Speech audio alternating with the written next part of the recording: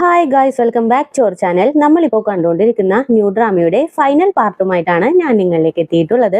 അപ്പോൾ അധികം വെയിറ്റ് ചെയ്യാണ്ട് ഫൈനൽ പാർട്ടിലേക്ക് നമുക്ക് പോകാം. ഇപ്പോൾ ഷായും ബോയും മാർക്കൊക്കെ കൂടി ലിയോ നിൽക്കുന്ന സ്ഥലത്തേക്ക് ഓടിക്കൊണ്ടിരിക്കുമ്പോൾ പെട്ടെന്ന് ഒരു സ്ഥലത്ത് നിന്നും ജെറി പുറത്തേക്ക് ഓടി വരും. ഞാൻ അവൾക്ക് പണിഷ്മെന്റ് കൊടുത്തു, എല്ലാവർക്കും വേണ്ടി ഞാൻ അവളെ പണിഷ് ചെയ്തു എന്നും പറഞ്ഞ് ഇവരുടെ മുന്നിലൂടെ ജെറി ഓടി പോകും. ഇത് കാണുമ്പോൾ തന്നെ മാർക്കും നീ എന്താടാ ഫെയിനെ ചെയ്തെന്നും പറഞ്ഞിട്ട് ജെറിയുടെ പിന്നാലെ ഓടുന്നുണ്ട്. അപ്പൊ തന്നെ ഷാ എന്തായാലും ജെറി പോയ വഴിയിലൂടെ നമുക്ക് പോവണ്ട, ഓപ്പോസിറ്റ് വഴിയിലൂടെ പോയാൽ ഈസി ആയിട്ട് നമുക്ക് അവനെ ക്യാച്ച് ചെയ്യാൻ പറ്റുമെന്നും പറഞ്ഞ് ഷായും ബോയും കൂടി വേറൊരു വഴിയിലൂടെ പോയി ജെറിനെ ക്യാച്ച് ചെയ്യും. നീ എന്താടാ ഫെയിനെ ചെയ്തേന്ന് ഇങ്ങനെ ചോദിക്കും. ഞാൻ അവളെ പണിഷ് ചെയ്തു, നിങ്ങൾക്ക് എല്ലാവർക്കും വേണ്ടി ഞാൻ അവളെ പണിഷ് ചെയ്തു എന്നും പറഞ്ഞ് ചിരിച്ചോണ്ട് നിൽക്കും. ഇത് കേൾക്കുമ്പോൾ 3 പേർക്കും ഭയങ്കര ഷോക്കാകും.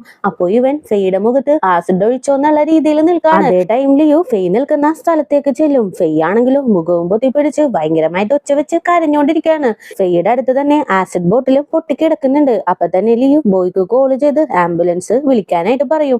അങ്ങനെ നേരെ ഫെയുടെ അടുത്തേക്ക് എത്തും. ഫെയ് നിനക്ക് എന്താ പറ്റിയത്, നീ ഒന്ന് എന്നെ നോക്ക്, ഞാനാ വന്നത്, ലിയു നീ എന്നെ നോക്കെന്നും പറഞ്ഞിട്ട് ഫെയുടെ ഷോൾഡറിലേക്ക് കയറി പിടിക്കും. അപ്പൊ തന്നെ ഫെയ് ലിയുന്റെ കൈ അങ്ങോട്ട് തട്ടി മാറ്റും.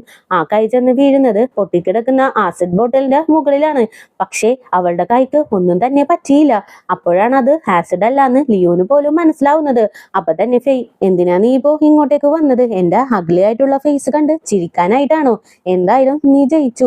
ആസിഡ് വീണ അഗ്ലി ആയിട്ടുള്ള ഈ ഫേസും വെച്ച് നിന്റെ മുൻപിലൊക്കെ ജീവിക്കുന്നതിൽ നല്ലത് ഞാൻ മരിക്കുന്നതാന്നും പറഞ്ഞിട്ട് അവിടെ കിടക്കുന്ന കുപ്പിച്ചില്ലെടുത്ത് അവളുടെ വയറ്റിലേക്ക് കുത്താനായിട്ട് പോകും. അപ്പൊ തന്നെ ലിയു ഫെയ് നീ അങ്ങനെയൊന്നും ചെയ്യല്ലേ, ഒരു നിമിഷം എന്നും പറഞ്ഞിട്ട് ലിയുവിന്റെ ഫോൺ എടുത്ത് ക്യാമറ ഓപ്പൺ ചെയ്ത് അവളുടെ ഫേസിലേക്ക് കാണിക്കും. ഇപ്പൊ നീ കണ്ടു, നിന്റെ ഫേസിന് ഒന്നും പറ്റിയിട്ടില്ല. അത് ശരിക്കും ആസിഡ് ഒന്നുമല്ല, ഒരുപാട് ഡൈല്യൂട്ട് ആയതുകൊണ്ട് തന്നെ അതൊഴിച്ചാല് നിന്റെ ഫേസിന് ഒന്നും പറ്റില്ല. എന്നാലും ഹോസ്പിറ്റലിൽ പോയൊന്ന് ചെക്ക് ചെയ്യണം, എഴുന്നേൽക്കെന്നും പറഞ്ഞിട്ട് ഫെയിനെ പിടിച്ച് എഴുന്നേൽപ്പിക്കും. എന്നാലും ഫേസിൽ എന്തെങ്കിലും പറ്റിയോന്ന് അറിയാനായിട്ട് ഫെയ്യുടെ ഫേസിൽ കിടക്കുന്ന മുടി പയ്യെ ലിയു മാറ്റി നോക്കും. അപ്പൊ തന്നെ ഫെയ്ക്ക് ദേഷ്യം കയറി ലിയുന്റെ കർണക്കുട്ടിക്കിട്ട് ഒന്ന് കൊടുക്കും.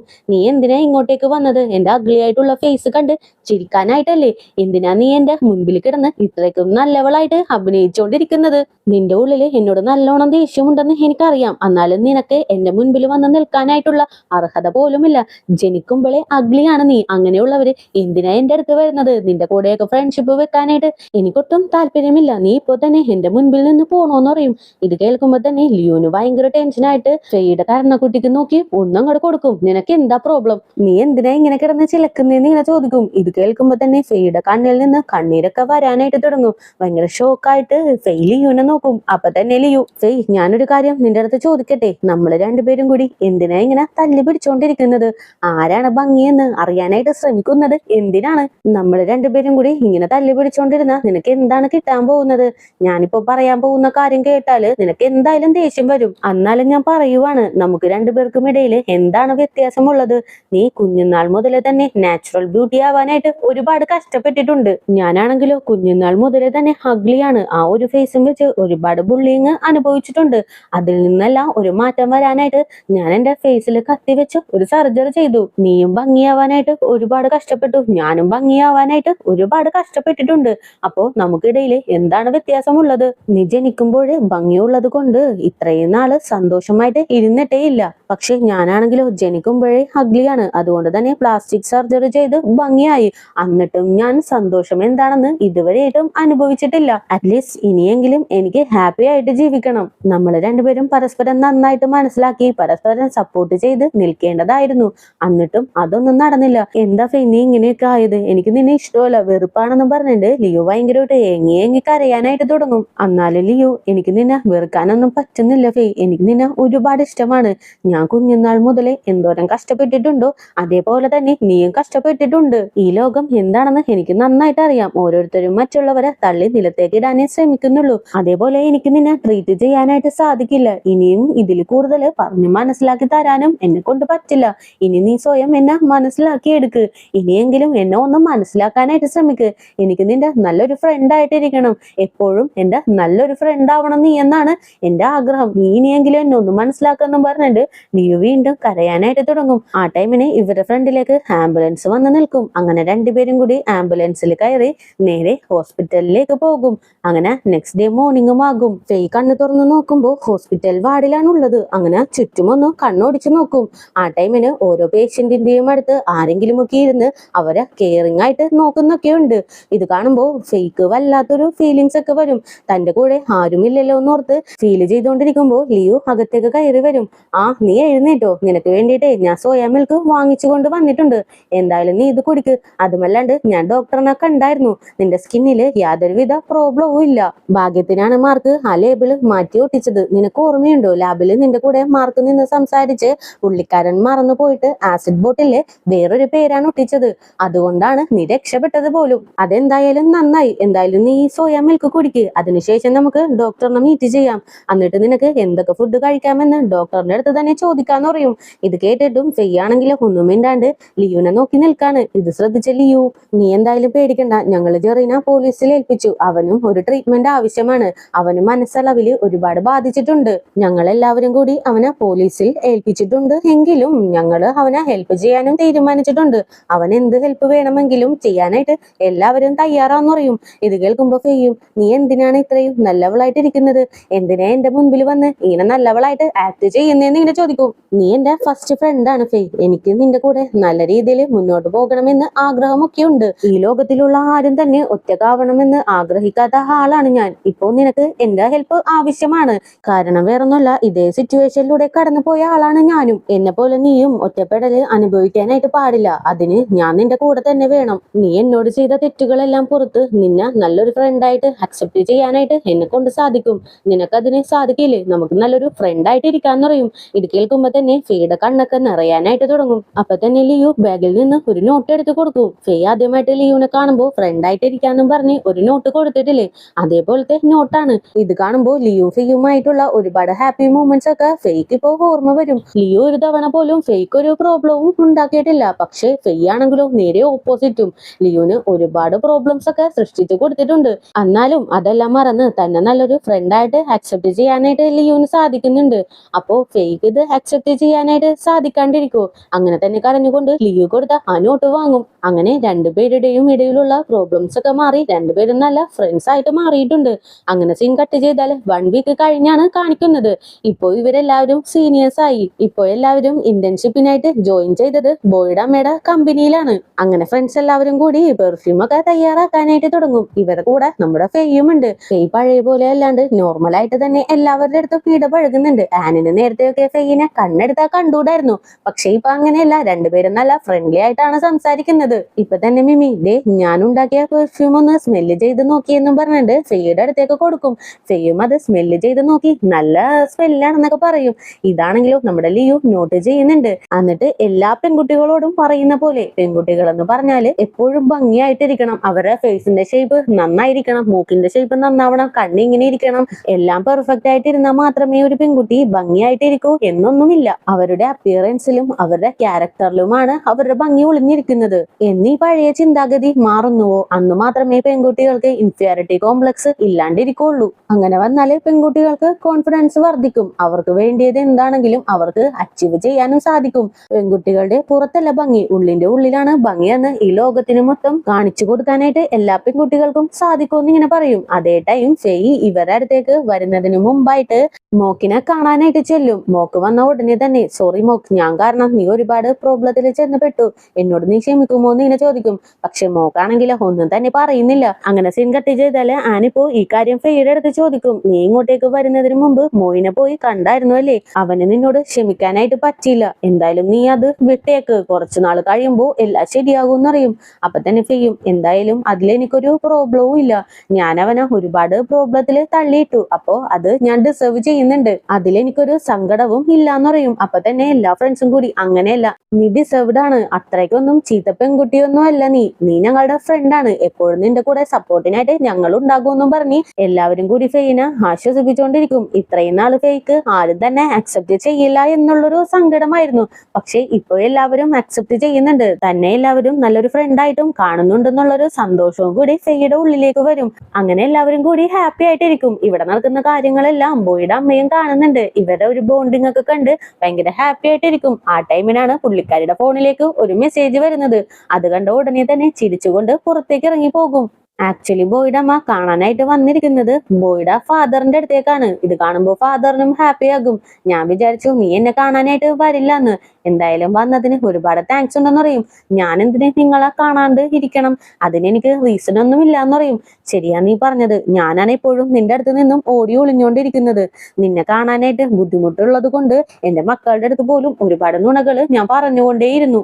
എന്തായാലും സോറി, നീ എന്റെ അടുത്ത് ക്ഷമിക്കണം. പാസ്റ്റില് ഒരുപാട് നിന്നെ ഞാൻ ടോർച്ചർ ചെയ്തിട്ടുണ്ട്, അതിനെല്ലാം നീ എന്നോട് ക്ഷമിക്കില്ലേന്ന് ഇങ്ങനെ ചോദിക്കും. ഇത് കേൾക്കുമ്പോ ബോയുടെ അമ്മക്കും ഭയങ്കര ഹാപ്പി ആയിട്ട് ചിരിച്ചുകൊണ്ട് തന്നെ, ഞാനിപ്പോ പാസ്റ്റില് നടന്ന കാര്യങ്ങളൊന്നും ചിന്തിക്കാറേ ഇല്ല, അതുകൊണ്ട് തന്നെ നിങ്ങളുടെ അടുത്ത് ക്ഷമിക്കാനും എന്നെ കൊണ്ട് സാധിക്കും. പിന്നെ നിങ്ങളിപ്പോ ഇങ്ങോട്ടേക്ക് വന്നത് എന്തിനാണ്?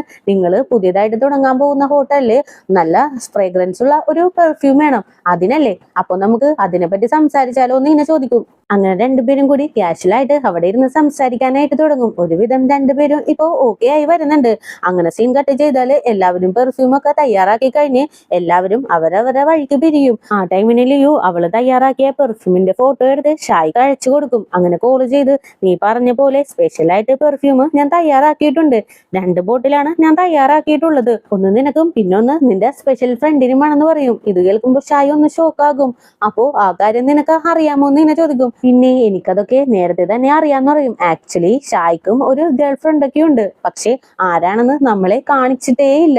എന്തായാലും കാണിച്ചിരുന്നെങ്കിൽ നന്നായിരുന്നേനെ. അങ്ങനെ ലിയു കോളും കട്ട് ചെയ്ത് എല്ലാവരുടെയും കൂടെ പുറത്തേക്ക് ഇറങ്ങി വരും. ആ ടൈമിന് മിമിയുടെ ബോയ് ഫ്രണ്ട് മിമിനെ പിക്ക് ചെയ്യാനായിട്ട് വന്നിട്ടുണ്ട്. അവളുടെ സീനിയർ ആണത്. അങ്ങനെ മിമി എല്ലാവരുടെ അടുത്തും ബായും പറഞ്ഞ് ബോയ് ഫ്രണ്ടിന്റെ കൂടെ നടന്നു പോകും. ഇത് കാണുമ്പോൾ എല്ലാവർക്കും ഭയങ്കര ക്യൂട്ടായിട്ടൊക്കെ തോന്നുന്നുണ്ട്. അങ്ങനെ ഇവരെ നോക്കി ഓരോ ഗോസിപ്പൊക്കെ പറഞ്ഞുകൊണ്ടിരിക്കുമ്പോ ഒരു ലക്ഷറി കാർ ഇവരുടെ ഫ്രണ്ടിലേക്ക് വന്ന് നിൽക്കും. അത് ഓപ്പൺ ചെയ്യുമ്പോൾ അതിലുള്ളത് ഒരു കൊറിയൻ ഐഡോൾ ആണ്. ഇത് കാണുമ്പോൾ എല്ലാവരും ഒന്ന് ഷോക്കാകും. ഇത് കൊറിയയിലുള്ള ഫേമസ് ആയിട്ടുള്ള ഒരു ഐഡോൾ അല്ലേ? അയ്യോ, ഇവരെ കാണാനായിട്ട് എന്ത് ഭംഗിയാണല്ലേ. ഫിലിമിന് ഈ പെൺകുട്ടീനെ ഭയങ്കര ഇഷ്ടമാണ്. പുള്ളിക്കാരിയുടെ ഭയങ്കര വലിയൊരു ഫാനാണ്. ഗേൾ ഫ്രണ്ട് ആണെന്നും പറഞ്ഞാൽ നടക്കുന്നതെന്ന് പറയും. അപ്പൊ തന്നെ ഫിലിം മാർക്കിനെ ഒന്ന് നോക്കിയിട്ട്, ഞാൻ സത്യമാ പറഞ്ഞത്, അവളെ എന്റെ ഗേൾ ഫ്രണ്ടാണ്, ഞാനെന്നാ പോട്ടെ, നിങ്ങളെ വെള്ളമുറക്കി ഇവിടെ നിൽക്കാന്ന് പറഞ്ഞിട്ട് ഫിലിം ആ പെൺകുട്ടിയുടെ കൂടെ കാറിൽ കയറി അങ്ങാട് പോകും. ആക്ച്വലി ഫിലിം ഒരുപാട് തവണ ഇതെന്റെ ഗേൾ ഫ്രണ്ട് ആണെന്ന് പറയുന്നുണ്ടെങ്കിലും ഇവരാരും അതൊന്നും സമ്മതിച്ചു കൊടുക്കില്ല. ആ പെൺകുട്ടി നിന്റെ ഗേൾ ഫ്രണ്ട് അല്ല, അതൊരു ഫേമസ് ആയിട്ടുള്ള ഒരു ഐഡലാണ്. ഫാൻസിന് എല്ലാവർക്കും ആ പെൺകുട്ടീനെ ഗേൾ ഫ്രണ്ട് ആക്കാനായിട്ട് താല്പര്യമുണ്ടാകും. അങ്ങനെയാണ് നീ പറയുന്നതെന്നും പറഞ്ഞിട്ട് ഫിലിമിനെ എല്ലാവരും കൂടി കളിയാക്കി വിട്ടിട്ടേ ഉണ്ടാവുള്ളൂ. ഇപ്പൊ പോകുന്ന കാണുമ്പോ ഇവരെല്ലാവരും ഒന്ന് ഷോക്കായിട്ട് നിൽക്കും. ഇപ്പൊ മാർക്ക് നേരെ ഫ്രീയുടെ അടുത്തേക്ക് ചെല്ലും. എല്ലാവരും അവരവരുടെ പാർട്ട്ണറുമായിട്ട് പോയി കഴിഞ്ഞു. ഇപ്പോ ഞാനും നീയും മാത്രമാണ് ഫ്രീ ആയിട്ടുള്ളത്.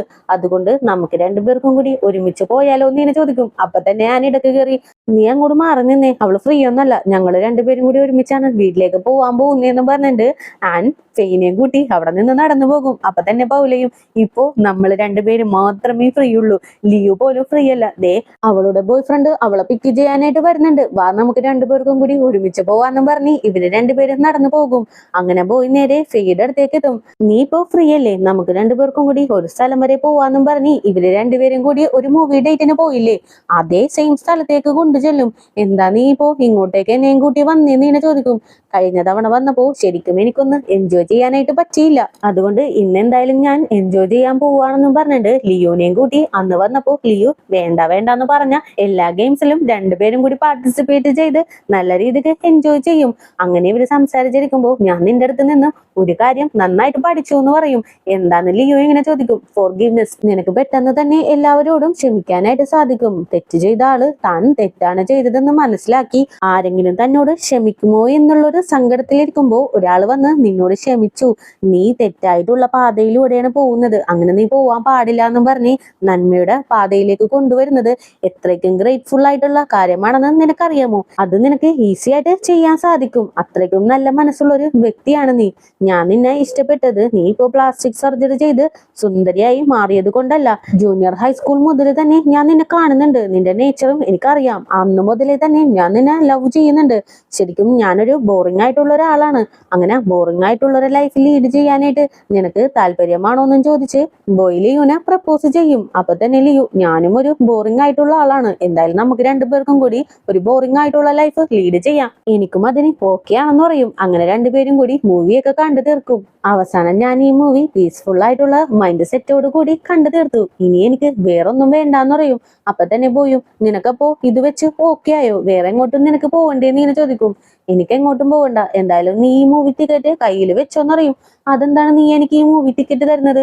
ഇത് ഓർമ്മയ്ക്കായിട്ട് നിനക്ക് എടുത്ത് വെച്ചൂടെ എന്ന് ഇങ്ങനെ ചോദിക്കും. വേണ്ട വേണ്ട, എനിക്ക് വേണ്ട, നീ തന്നെ വെച്ചോന്നറിയും. ആ ടൈമിനാണ് ബോയും ആ മൂവി ടിക്കറ്റ് തിരിച്ചു നോക്കുന്നത്. അതിലാണെങ്കിലോ ഡോപ്പമൈൻ, സെറട്ടോയിൻ, ഓക്സിറ്റോക്സിൻ അങ്ങനെ 3 ഹോർമോൺസിന്റെ പേര് അതിൽ എഴുതിയിട്ടുണ്ട്. ഇത് വായിച്ചിട്ട് ബോയ്ക്കാണെങ്കിലോ ഒന്നും മനസ്സിലാവുന്നില്ല. അങ്ങനെ 3ഉം ഒന്നും കൂടി റിപ്പീറ്റ് അടിച്ച് വായിച്ചു നോക്കും. ആ ടൈമിനാണ് പുള്ളിക്കാരനും ഇത് 3ഉം തന്നെ ലവിന്റെ ഹോർമോൺ ആണെന്ന് മനസ്സിലാവുന്നത്. ലിയു അവളുടെ ഉള്ളിലുള്ള സ്നേഹം കെമിസ്ട്രിയിലൂടെ ഒരു ഇക്വേഷനിലൂടെ ബോയുടെ അടുത്ത് ഇപ്പോ പറഞ്ഞതാണ്. ഇപ്പൊ ബോയും അത് മനസ്സിലാക്കി ലിയുനെ നോക്കി ചിരിക്കും. ഓക്സിഡോക്സിൻ, സെറട്ടോയിൻ, ഡോപ്പമൈൻ, ഇതല്ലേ നീ പറയാൻ വന്നത്? എനിക്ക് മനസ്സിലായി എന്നറിയും. ആ ഇത് തന്നെയാ ഞാൻ പറയാൻ വന്നേന്ന് പറയും. അപ്പൊ തന്നെ ബോയും എന്നാലും ആ കാര്യം നീ നിന്റെ വായു കൊണ്ട് തന്നെ എന്റെ അടുത്ത് പറഞ്ഞൂടെ എന്ന് ഇങ്ങനെ ചോദിക്കും. അപ്പൊ തന്നെ ലിയു ഓക്കെ പറയാം, സെറട്ടോയിൻ, ഓക്സിഡോക്സിൻ, ഡോപ്പമൈൻ എന്നിങ്ങനെ പറയും. അപ്പൊ ബോയും ഇത് റിപ്പീറ്റ് അടിച്ച് പറയും. അങ്ങനെ രണ്ടുപേരും റിപ്പീറ്റ് അടിച്ച് ബോയ്ക്ക് തന്നെ ടയേർഡ് ആകും. ഇതിനേലും നല്ലത് നീ എന്റെ ഫേസിൽ നോക്കി ഐ ലവ് യു എന്ന് പറയുന്നതല്ലേ എന്ന് ഇങ്ങനെ ചോദിക്കും. ഓക്കെ ഞാൻ പറയാന്നും പറഞ്ഞിട്ട് വീണ്ടും ഇത് തന്നെ ലിയു റിപ്പീറ്റ് അടിക്കും. അങ്ങനെയാണെങ്കിൽ ഞാനും സെറട്ടോയിൻ, ഓക്സിഡോക്സിൻ, ഡോപ്പമൈൻ എന്നും പറഞ്ഞിട്ട് ഹീറോയിനെ ചെന്ന് കിസ് ചെയ്യാനായിട്ട് തുടങ്ങും. അങ്ങനെ ഇവര് തമ്മിലുള്ള എല്ലാ മൊമെന്റ്സും ലിയോന് ഇങ്ങനെ ഓർമ്മ വരും. അവസാനം ദേ എന്റെ സന്തോഷം ഞാൻ കണ്ടെത്തി, ഇനി ഞാൻ ലൈഫ് ലോങ് ഹാപ്പി ആയിട്ട് ജീവിക്കാൻ പോവുകയാണെന്ന് ലിയോ അവളുടെ മനസ്സിൽ ഇങ്ങനെ പറയും. അങ്ങനെ ഒരു ഹാപ്പി മൂമെന്റിലൂടെ ഈ ഒരു ഡ്രാമ ഇവിടെ അവസാനിക്കുകയാണ്. എന്തായാലും എല്ലാം ഓക്കെ ആണ്. പക്ഷെ ഷായുടെ ഗേൾഫ്രണ്ടിനെ മാത്രം കാണിച്ചില്ല. അത് കാണിച്ചിരുന്നെങ്കിൽ നമുക്ക് എല്ലാവർക്കും കുറച്ചും കൂടി സാറ്റിസ്ഫാക്ഷൻ കിട്ടിയേനെ. എന്താണ് നിങ്ങളുടെ അഭിപ്രായം? എന്തായാലും കമന്റിലൂടെ അറിയിക്കാം. അപ്പോൾ പുതിയ കൂട്ടുകാരെങ്കിലും നമ്മുടെ ഈ ചാനൽ വിസിറ്റ് ചെയ്തിട്ടുണ്ടെങ്കിൽ സബ്സ്ക്രൈബ് ചെയ്ത് കൂടെയുള്ള ബെല്ലൈക്കണും കൂടി എനേബിൾ ചെയ്ത് വെച്ചേക്കുക. കൂടെ തന്നെ വീഡിയോക്ക് ഒരു ലൈക്കും വീഡിയോനെ കുറിച്ചുള്ള അഭിപ്രായങ്ങൾ കമന്റിലൂടെയും അറിയിച്ച് ഞങ്ങളെ സപ്പോർട്ട് ചെയ്യുക. അപ്പോൾ നെക്സ്റ്റ് ഒരു പുതിയ ഡ്രാമയുമായിട്ട് വരുന്നവരേക്കും tata bye bye, see U.